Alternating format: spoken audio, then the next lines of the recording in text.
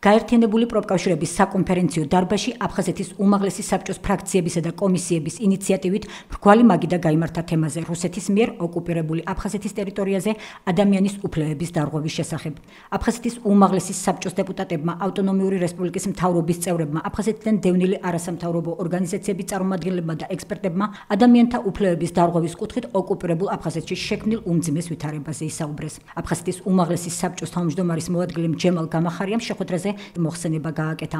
მან ოკუპირებულ აფხაზეთში ქართული მოსახლეობის უფლებების უხეში დარღვევის ფაქტებზე, ქართულ ენაზე სწავლების აკრძალვის, გადაადგილების შეზღუდვის, ეთნიკური დისკრიმინაციისა და სიცოცხლის უფლების ხელყოფაზე ისაუბრა. მომხსენებელმა შექმნილ ვითარებას კატასტროფული და საგანგაშო უწოდა. შეხვედრაზე ისაუბრეს აგრეთვე სხვა აქტუალურ და რეზონანსულ საკითხებზე. მრგვალი მაგიდის მონაწილეებმა საქართველოს მთავრობის მიერ შერიგებისა და ჩართულობის პოლიტიკის ჩარჩოებში განსახორციელებელი ახალი სამშვიდობო ინიციატივაც განიხილეს. ინიციატივას ნაბიჯი უკეთესი მომავლისაკენ თამამი და შედეგზე ორიენტირებული დოკუმენტი უწოდეს. აფხაზეთის ოკუპირებულ ტერიტორიაზე უფლებების დარღვევამ უკვე ისეთი მასშტაბები მიიღო, ისეთი ფორმები მიიღო, რომ ამას ადამიანის უფლებების დარღვევა კი არა, შეიძლება პირდაპირ ძალადობა უწოდოთ, თანაც ეს ძალადობა ხორციელდება ყოველდღიურად.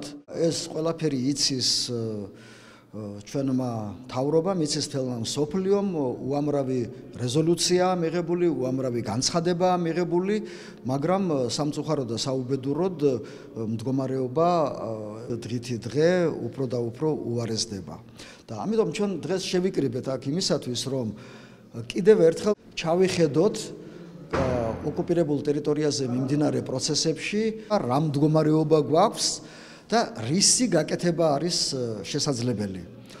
იქნებ განცხადებებიდან, უბრალოდ ანგარიშების გამოქვეყნებიდან გადავიდეთ უფრო ქმედით ზომებზე, რასაც ქვია თქვათ საერთაშორისო სამართლებრივი მექანიზმების ამოქმედება. ახლახან ჩვენმა მთავრობამ გამოაქვეყნა ძალიან მნიშვნელოვანი დოკუმენტი, რომელსაც სამშვიდობო ინიციატივა, რომელსაც ქვია ნაბიჯი უკეთესი მომავლისკენ და სხვადასხვა სადაც იქ საუბარი არის განათლების საკითხებზე, იქ აი მშობლიურ ენაზე განათლების უფლების აღდგენაზე, იქ ერთ-ერთ ზომად, შესაძლო ზომად აღიარებულია ის საერთაშორისო სასამართლო მექანიზმიც. რატომ არ უნდა გამოვიყენოთ ეს გზა სხვა საკითხებთან დაკავშირებით? იქ მარტო განათლების უფლება ხომ არ ირღვევა.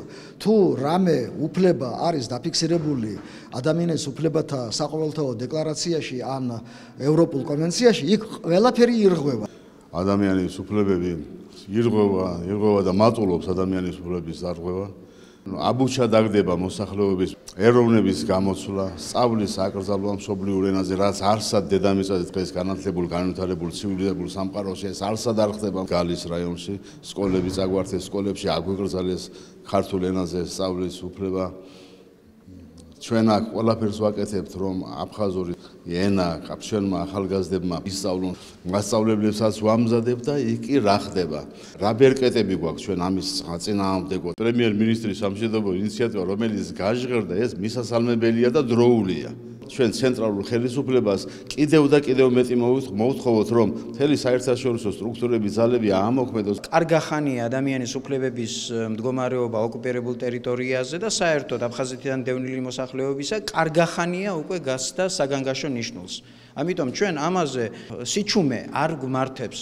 საერთაშორისო დამკვირვებლებიც ყოველთვის როდი ასახავენ კრიტიკულად და სიღრმისეულად იმ საკითხებს, რომლებიც ამ ტერიტორიაზე ხდება ადამიანის უფლებათა და თავისუფლებათა დაცვის თვალსაზრისით. ხაზი მინდა გაუსვა განსაკუთრებულად იმას, რომ ჰამერბერგის ანგარიში გამოქვეყნდა ამერიკის შეერთებული შტატების სახელმწიფო დეპარტამენტის ყოველწლიური ბოლო ანგარიში, სადაც ოკუპირებულ ტერიტორიაზე ადამიანთა უფლებების დაცვას განსაკუთრებული თავი აქვს დათმობილი და ამის პარალელურად თვალშისაცემია რუსეთის იმ ქვეყნის, ოკუპანტი ქვეყნის ოფიციალური წარმომადგენლების უტიფარი პიროვნულად და პოლიტიკურად ანგაჟირებული განცხადებები, რომ ბოლოს და ბოლოს დამოუკიდებელ აფხაზეთში ადამიანები თავისუფლად სუნთქავენ და თავისუფლება დამყარდა ამ ტერიტორიაზე. ამ თვალსაზრისით ჩვენი მრგვალი მაგიდა და ამ ადამიანების მონაწილეობით აქ მსჯელობა უპრიანია კიდევ იმიტომ, რომ საქართველოს მთავრობამ მიიღო ახალი ინიციატივა,